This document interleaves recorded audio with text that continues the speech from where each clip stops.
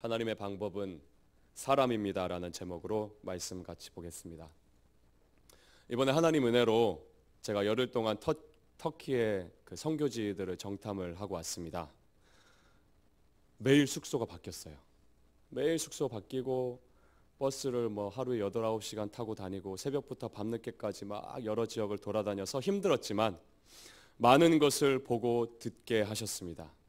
특히 성경에 나오는 초대교회 유적지 중에 에베소, 서머나, 버가모, 두아디라, 라오디게아, 안디옥을 보게 하셨습니다.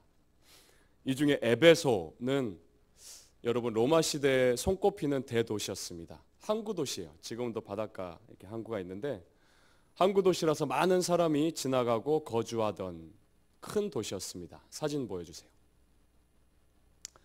에베소에 있는 사도 요한 기념교회 건물 터입니다. 저기서 이제 요한이 목회를 했다고 알려진 추측하는 것이죠. 그리고 이제 이 사도 요한의 무덤이 저 안에 있더라고요. 다음 사진 보시면 그 교회 건물 안에 있는 침례터입니다. 그 당시에 저기에 이제 저기서 세례를 주었다. 그다음 자꾸 제가 부각이 되는데 저 뒤에 있는 큰 도서관입니다. 그 당시 로마 시대에 제일 컸던 그때 로마 제국의 제일 큰 도서관은 알렉산드리아 도서관이었는데요. 그 다음 제2의 도서관이 바로 저 뒤에 있는 건물이고요. 다음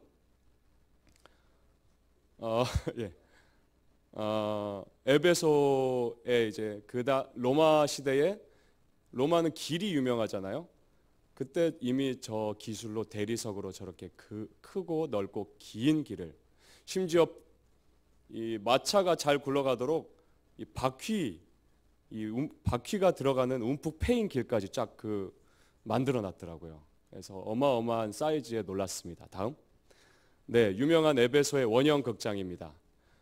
바울이 저기서 설교를 할 뻔했죠. 사도행전 보면. 근데 이제 사람들이 만류해서 못 들어가고 나중에 사도 요한이 저기서 요한복음 1장을 설교했다는 그 전승이 남아 있습니다. 이렇게 로마 시대 대도시의 한 가지 공통점은 엄청난 우상들입니다. 그런 도시들 제가 가는 곳마다 우상이 많고 우상을 엄청 판매하더라고요. 사진 하나 보여주세요. 저건 이제 그 에베소에 있는 그 당시 로마 황제를 숭배하던 이제 신전입니다. 다음 사진. 그 유명한 아데미 여신을 곳곳마다 저렇게 팝니다. 네. 터키 어딜 가나 저걸 팔더라고요. 사이즈도 제각각이고 다양하고 제가 살까 하다가 너무 비싸가지고 포기하고 이제 왔습니다.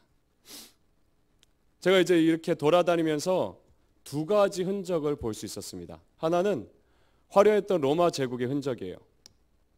2000년이 지난 지금까지 남아있는 그 정교한 건축물들 지금도 어떻게 저렇게 지었을까 합니다. 이때 이미 시멘트를 사용했다고 합니다. 대리석 도로는 너무 정교하고 반듯했어요. 또 하나의 흔적은 아까 처음에 보신 대로 교회 건물 터입니다. 여러분 교회가 건물이 아니죠. 교회 건물 터입니다. 그래서 설교단, 세례터 등을 보고 교회 건물이었을 거라 추측을 하는 곳들이죠. 근데 중요한 것은 다 흔적들이라는 것이에요. 과거엔 화려했지만 이젠 흔적들만 저렇게 남아있다는 것입니다. 예수님 말씀하셨죠. 마가복음 13장 2절 예수께서 이르시되 네가 이 큰 건물들을 보느냐 돌 하나도 돌 위에 남지 않고 다 무너뜨려지리라 하시니라. 당시의 초대교회들이 크게 부흥하고 많은 사람들이 모였어요. 긴장한 로마 황제들은 엄청난 핍박을 쏟아부으면서 이 십자가 신앙을 포기하라고 했습니다. 물론 변절자도 있고 신앙을 저버린 사람도 있었어요. 하지만 대부분 신앙을 지켰습니다. 이때만 해도 교회 예배당이 있지 않았죠. 가정에 모여 예배했습니다. 그러다가 이 로마가 기독교 국가가 되면서 예배당이 막 생기기 시작했어요. 점점 커지고 화려해집니다. 대표적 건물을 제가 가봤어요. 여러분도 들어보셨겠지만 터키의 성 소피아 성당, 하기야 소피아라고도 이제 하는데 성당이 있습니다. 너무 어마어마했어요. 들어가서 깜짝 놀랐습니다. 와, 어떻게 이렇게 이 거대한 건물이 있나. 이걸 537년에 완공했다고 합니다. 세로 82m, 가로 73m, 높이 55m. 엄청나더라고요.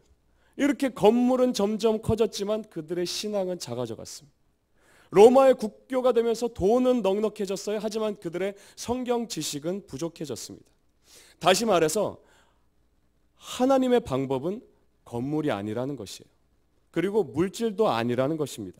로마의 핍박을 이겨내고 기독교가 전해진 것은 땅굴을 파서라도 신앙을 지켜나간 그 사람들 덕분이에요. 우리나라 일제강점기 그때 기독교 핍박으로 막 예배당이 폐쇄되고 막 그런 이 고난을 겪었지만 신앙을 지킨 사람들 덕분에 믿음이 이어져 갈 수 있었습니다. 시진핑이 중국 주석이 되면서 중국 가정교회를 엄청나게 핍박하고 있습니다, 여러분. 포크레인으로 예배당을 밀어버리고 십자가 떼는 일이 지금도 오늘도 계속되고 있습니다. 하지만 중국 크리스천들 눈 하나 깜빡 안 해요. 건물이 중요하지 않기 때문입니다. 주님의 사람들이 여전히 서 있기 때문입니다. 여러분, 하나님의 방법은 사람입니다. 하나님은 사람을 통해 일하십니다. 하나님의 일은 부름받은 사람들을 통해 이루어집니다. 우리가 바로 그 사람입니다. 이 시대 하나님께 부름받은 사람입니다. 하나님의 방법은 이런 나를 통해 일하시는 것입니다. 이 하나님의 방법을 가장 잘 아는 사람이 누구였을까요? 당연히 하나님의 아들 예수님이었습니다. 만약에 예수님이 사람을 세우지 않고 그냥 자기 할 일만 하셨다면 여러분 어떻게 됐을까요? 예수님이 내 할 일 딱 십자가에 죽고 부활하고 승천한다 안녕 하고 올라가지 않으셨습니다.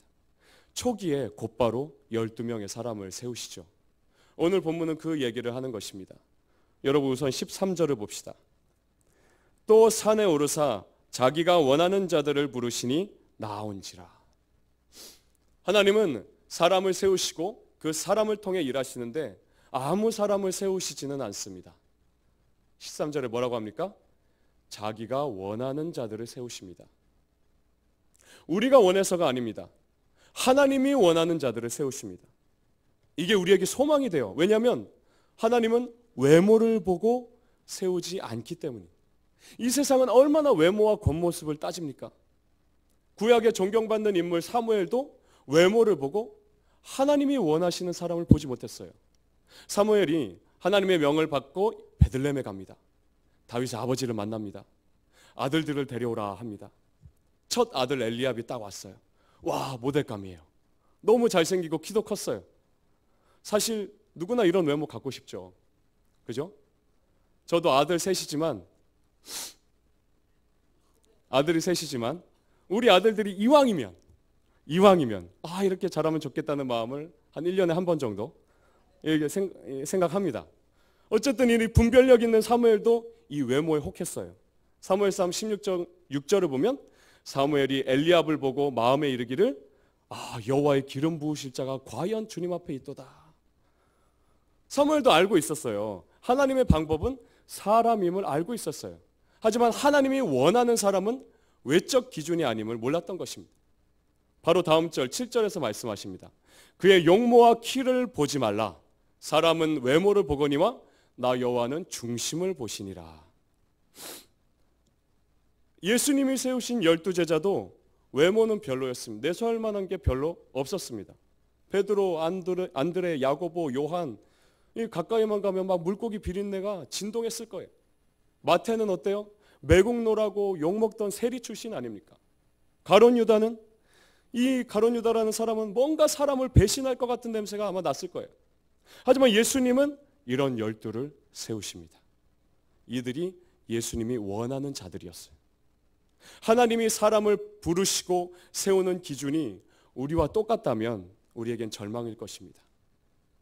여러분 스케가 뭔지 아십니까? 스케? 예, 우리 청년들은 알 텐데 스카이캐슬 명대사 중에도 이런 말이 나옵니다. 행복해 보이기만 하던 이제 명주라는 분이 자살을 하죠. 초창기에 나오는 얘기인데 그러자 이제 노승혜가 말합니다. 저도 깨달았어요.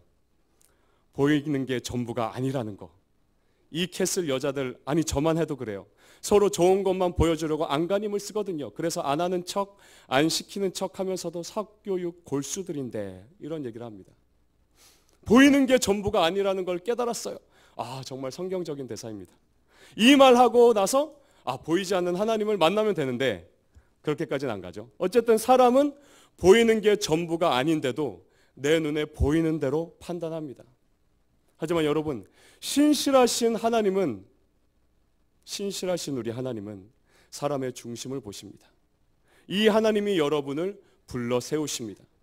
예수천당 불신지옥 이런 단순한 이유만으로 부르신 게 아닙니다. 이 땅에 사는 동안 가장 영광스러운 하나님의 일에 동역자로 부르셨습니다. 가장 영광된 하나님 일이 뭡니까, 여러분? 사람을 살리는 일이죠. 13절 말씀대로 여러분은 이 일을 위해 하나님이 원하는 자들로 택함 받은 것을 믿으시기 바랍니다. 이렇게 12명을 세우시고는 끝나지 않으십니다. 출신도 성격도 나이도 다양한 이 12를 모아놓고 이제 다듬어 가십니다. 하나님께 쓰임 받을 만한 제목들이 되도록 깎아 가십니다. 14절 보겠습니다. 이에 12를 세우셨으니 이는 자기와 함께 있게 하시고 또 보내사 전도도 하며. 첫째는 자기와 함께 있게 하십니다. 오늘 시간 관계상 첫째만 하겠지만 남의 말 쉽게 따라가고 쉽게 영향받는 사람을 우리가 팔랑귀라고 하죠. 하지만 여러분, 몇 명만 그런 게 아니라 우리 누구나 가치 있는 사람에게 영향을 받습니다. 그 정도의 차이만 있을 뿐이죠. 그래서 내가 누구와 함께 있고 어떤 물건을 가까이 두는지를 보면 어떤 영향을 받고 있는지 알 수 있습니다. 솔로몬이 왕이 되고 초기에는 주변에 있는 신하들이 좋은 사람들이었어요. 하나님을 경외할 줄 아는 사람들이었어요. 그러다가 점점 처첩을 많이 둡니다. 열왕기상 13장 11장 3절을 보면 후궁이 700명, 첩이 300명이라 그의 여인들이 왕의 마음을 돌아서게 하였더라. 현대인의 성경에는 그들이 왕의 마음을 여호와께서 떠나게 하였다라고 번역합니다. 예수님이 가장 먼저 자기와 함께 있게 하신 이유가 바로 이것이에요. 다듬어지지 않은 돌 같은 이 12명은 하나님보다 세상에 더 쉽게 영향받는 상태였어요. 우리도 그렇죠. 하나님이 직접 목소리도 들리고 눈에 보이면 참 좋겠는데 그렇지가 않죠. 그렇기 때문에 실제 내 눈에 잡히고 나랑 얘기 나눌 수 있고 내 고민 들어줄 수 있는 사람, 내가 좋아하는 사람에게 더 영향받게 됩니다. 여러분, 한국교회 고민 중 정말 심각한 고민 하나가 있죠. 우리 아이들이 주일학교에서 배우는 성경 말씀과 집에서 유튜브로 보는 수많은 영상 중에 뭐에 더 영향을 받을까요? 당연히 후자에 더 많은 영향을 받습니다. 뭐랑 더 오랫동안 같이 있냐는 게 관건이죠. 우리 모든 부모님에게 이런 자녀를 도와줄 지혜 주시기를 간구합니다. 이게 결코 쉬운 문제가 아니에요. 점점 심각해질 겁니다. 무조건 핸드폰을 뺏고 이것저것 차단한다고 해결되지 않습니다. 가장 중요한 것은 당연히 부모님들의 선 변화겠죠. 예수님은 하나님을 잘 모르고 살아온 12명을 변화시키기 위해 자기와 함께 있게 하십니다. 예수님의 삶을 옆에서 보고 듣고 배우게 하십니다. 하나님의 마음이 뭔지 깨닫게 하시는 것입니다. 이전과는 다르게 선택하고 결정하는 성경적인 세계관을 배워가게 하시는 것입니다. 여러분, 하나님이 여러분을 원해서 세우셨습니다. 하지만 여기저기 모난 돌로 세운 채 놔두지 않으십니다. 하나님과 함께 있도록 계속 여러분을 부르십니다. 여러분이 지금 있는 자리는 어디입니까? 주님과 함께 있는 자리입니까? 아니면 내 욕심을 따라 앉은 자리입니까? 아담이 범죄하자 하나님의 첫 외침은 이것이었죠. 아담아, 네가 어디 있느냐? 정말 어디 있는지 모르셨을까요? 아니죠. 지금 있는 그 자리는 네가 있어야 할 자리가 아니라는 것입니다. 하나님과 함께 있어야 되는데 왜 거기 숨어 있냐는 것입니다. 하나님은 우리에게도 계속 물으십니다. 네가 어디 있느냐? 예수님이 제자들을 자기와 함께 있게 하신 것처럼 우리와도 함께 계시면서 예수님의 사람으로, 하나님의 사람으로 변화되기를 원하시는 거예요. 하나님의 방법은 사람이지만 변화되지 않은 사람은 아닌 것입니다.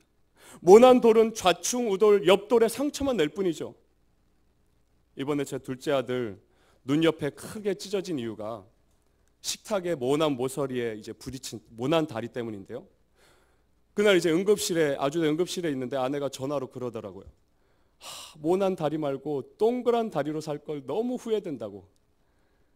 식탁 다리를. 자기와 함께 있게 하시는 예수님의 손길을 무시하는 사람은 다른 사람에게 상처 주고 하나님의 일이 아니라 자기 일만 하게 될 뿐이에요. 자기는 하나님의 일을 한다고 생각하고 있는데 자기 일만 하게 될 뿐이에요. 네가 어디 있느냐 물으실 때 부끄러움 없이 주님, 제가 주님 곁에 있습니다 대답할 수 있는 우리가 되기를 바랍니다. 이 12명은 3년이 넘도록 예수님과 동거했어요. 보고 들었습니다. 나중에 이들에게 남은 게 뭘까요, 여러분? 이 12명에게 남은 게 뭘까요? 예수님의 생김새? 눈, 코, 입이 어떻고 잘 때 코는 고시는지, 뭐 식사할 때 버릇은 뭔지였을까요? 아닙니다. 요한일서 1장 1절 우리 같이 한번 읽겠습니다. 시작. 태초부터 있는 생명의 말씀에 관하여는 우리가 들은 바요, 눈으로 본 바요, 자세히 보고 우리의 손으로 만진 바라. 여러분, 이 요한일서를 쓴 요한과 나머지 제자들이 예수님과 함께 살면서 남은 것은 이거였습니다. 예수 그리스도가 생명의 말씀이구나. 그분은 육신으로 오셨지만 하나님의 말씀이구나. 모든 구약의 약속을 성취하러 오신 생명의 말씀이구나. 하나님의 약속대로 우리를 구원하러 오신 메시아구나. 우리가 듣고 눈으로 보고 손으로 만졌지만 그냥 사람이 아니라 우리 죄를 지고 가는 하나님의 어린 양이셨구나. 12명에게는 말씀이 남았습니다. 인생을 송두리째 바꿀 말씀이 그들의 평생의 울림이 되었습니다. 오늘 본문 14절에서 예수님이 자기와 함께 있게 하신 것은 이 말씀이, 생명의 말씀이 심겨지게 하는 방법이었던 것이에요. 하나님의 방법은 사람입니다. 그런데 그 사람을 세우고 살리는 방법은 말씀입니다. 지금 우리 눈에 예수님이 보이지 않지만 그 말씀으로 우리 안에 살아계신 것입니다. 제가 바라기는 여기 모인 우리 모두가 하나님의 동역자로 평생 살게 되기를 바랍니다. 그걸 위해 우리에게 필요한 것이 있습니다. 주 예수 그리스도가 날 살리는 생명의 말씀임을 믿는 것입니다. 그리고 왜 말씀이 내 죽은 마음을 살릴 수 있는지 날마다 귀 기울여 듣는 것입니다. 이 태도가 바로 예수님과 함께 먹고 자면서 함께 있는 이 14절의 실천인 것입니다. 이런 말씀의 자리를 사모하십시오. 밧세바 사건으로 영적 침체기였던 다윗에게 주신 은혜는 책망의 말씀을 듣는 귀였습니다. 아브라함에게 이삭을 바치라는 하나님의 시험을 통과하는 은혜는 말씀을 듣고 순종하는 자세에서 시작됐습니다. 하나님 나라를 위해 살고 싶으시다면 말씀의 자리를 찾아오십시오. 그곳이 은혜의 자리입니다. 내 침체된 마음이 살아나는 자리입니다. 불평불만 가득했던 내 마음이 회복되는 자리입니다. 굳어진 마음이 새로워지고 이제는 누군가를 사랑할 수 있는 그 자리입니다. 누구보다 하나님이 여러분을 통해 일하기를 원하십니다. 그래서 계속 자기와 함께 있게 하십니다. 이 초청에 응답하시길 바랍니다. 그런 사람은 이 어두운 시대에 하나님의 방법이 될 것입니다. 함께 기도하겠습니다. 하나님 아버지, 하나님의 방법은 사람입니다. 그런데 그냥 사람이 아니라 하나님의 말씀을 사모하는 사람, 하나님의 은혜의 자리를 사모하는 사람, 자기와 함께 있게 하시는 그 예수님의 손길에 응답하여 예수님 곁에서 주님을 날마다 말씀 속에 만나며 알아가는 사람일 것입니다. 하나님, 지금은 우리의 모습이 모난 돌과 같습니다.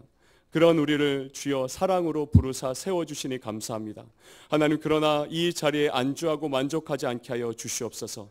아담아 내가 어디 있냐 부르신 그 주님의 음성이 우리의 귀에도 날마다 울려 퍼져서 내가 지금 어디 있는지를 말씀을 통해 날마다 돌아보며 주의 곁으로 다시 가까이 가며 주님의 말씀 앞에 다시 한번 귀를 기울이며 하나님, 그 자리에서 그 은혜의 자리를 사모할 때에 나의 굳어진 마음이 부드러워지고 나의 무뎌진 마음이 새로워지며 나의 사랑하지 못하는 마음이 변화되고 나의 옛 습관을 따라 사는 모습이 새로운 피조물답게 바뀌는 그런 말씀의 역사가 계속하여 내 마음에 일어나서 하나님의 방법인 그런 사람으로 평생도록 주의 동역자로 살아갈 수 있는, 그래서 가장 존귀하고 가치 있는 일인 하나님의 일, 즉 사람을 살리고 세우는 일에 주님의 손길 되어 동참하는 평생의 우리의 삶이 되도록 인도하여 주시옵소서.